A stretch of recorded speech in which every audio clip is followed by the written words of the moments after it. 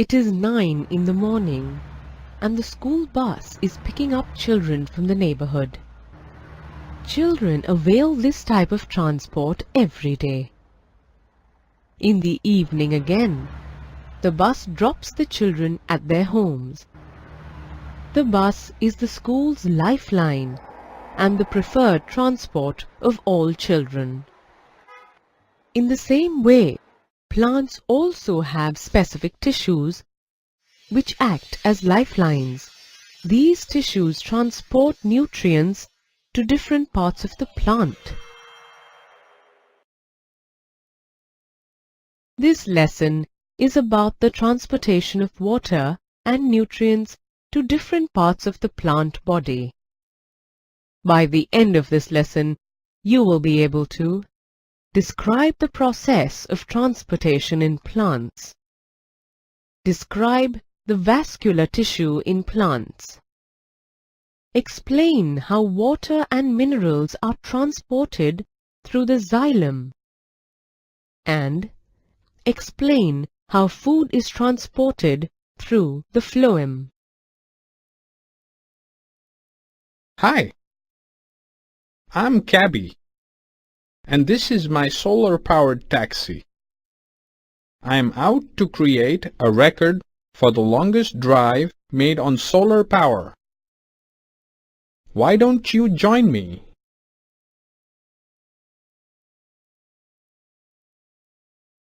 I didn't tell you how I got this novel idea. I was inspired by plants. Plants use energy from sunlight to fix atmospheric carbon dioxide into carbohydrates. Water and chlorophyll is required as raw material, and oxygen is released as the byproduct. Plants also need raw materials that come from the soil. Soil has the richest source of raw materials like nitrogen, phosphorus, potassium, and other minerals. The absorption of these substances occurs through the roots. Let me give you some tips about cars. The energy needs of cars differ with its design. In fact, this holds true for plants as well. Plants have low energy needs as they do not move. Therefore, plant bodies have a large proportion of dead cells. As a result, plants can survive with slow transport systems. If the distance between the roots and the leaves are small, nutrients can easily diffuse in the plant body from the region of higher concentration to the region of lower concentration. However, if these distances become large because of the plant body design, diffusion alone cannot provide raw materials and energy reserves to the plant. A proper system of transportation is therefore essential in such types of plants.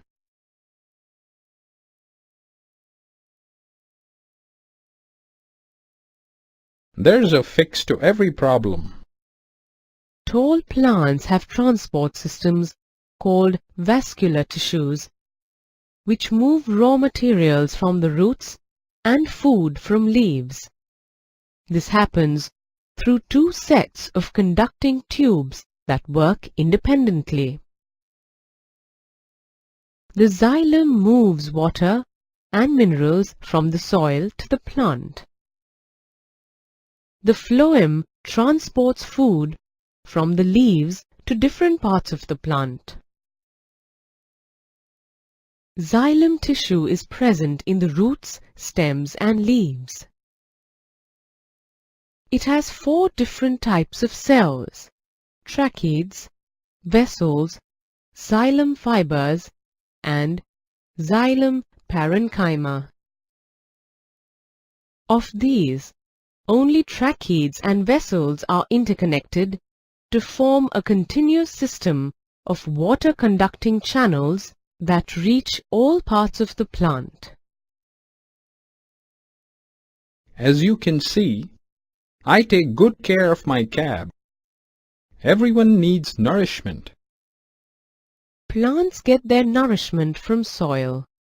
In the roots, the cells in contact with the soil take up ions. This creates a high concentration of ions in the roots than in the soil. Therefore, water moves into the roots from the soil to eliminate this ionic difference. This process is known as osmosis. This ensures a steady movement of water into the roots, creating a water column that is pushed upwards. However, this pressure is not enough to move this water to the higher parts of a tall tree.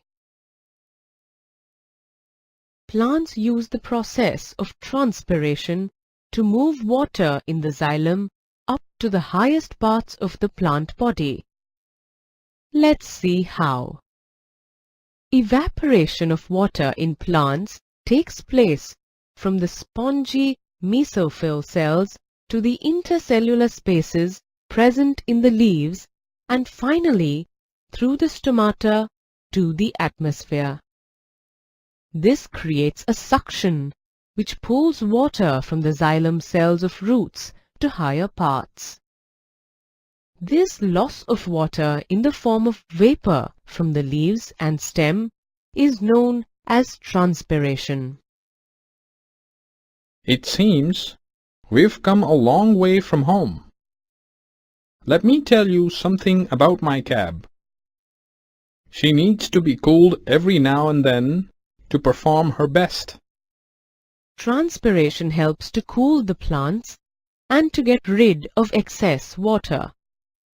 During the day, when the stomata are open, the transpiration pool becomes the driving force in the movement of water in the xylem. Transportation of water in small herbaceous plants is influenced by root pressure. It usually occurs during the night when soil moisture is very high. Water is lost in the form of water droplets, which we often see as dew on leaves. Let's see what root pressure is. The osmotic pressure within the cells of a root system causes the water to move from higher concentration soil to lower concentration root cell. This pressure allows water to move from the roots into the leaves. The excess water exudates out as drops of xylem sap from the edges of leaves. This process is known as guttation. Wondering what happens to the carbon dioxide, water and minerals once they reach the leaves? They are used during photosynthesis to prepare glucose. This glucose is transported from the leaves to the storage organs of roots, fruits and seeds, and to the rapidly growing regions of the plant. Thus, the food not only moves downward, but also in upward direction.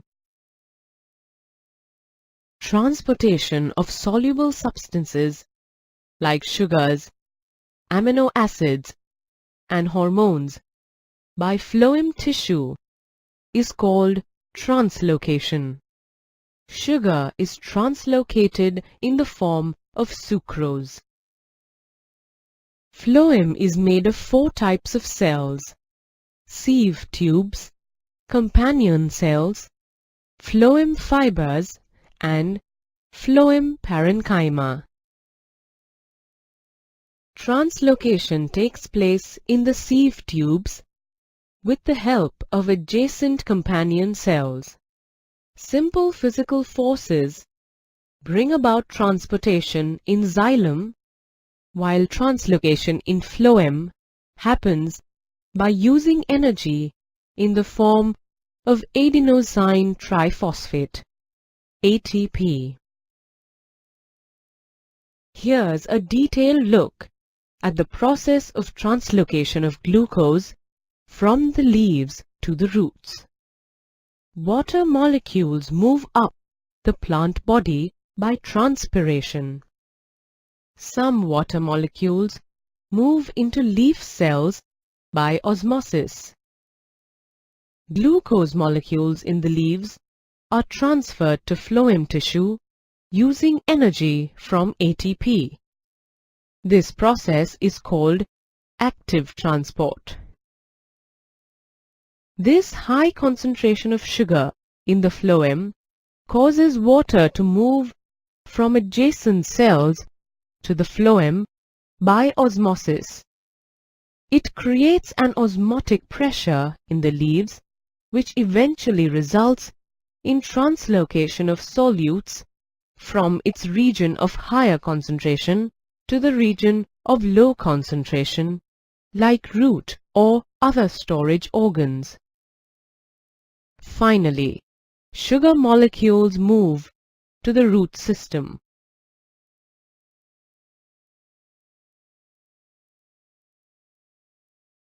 Looks like I've come to the end of the road. Thanks for giving me company. See you soon.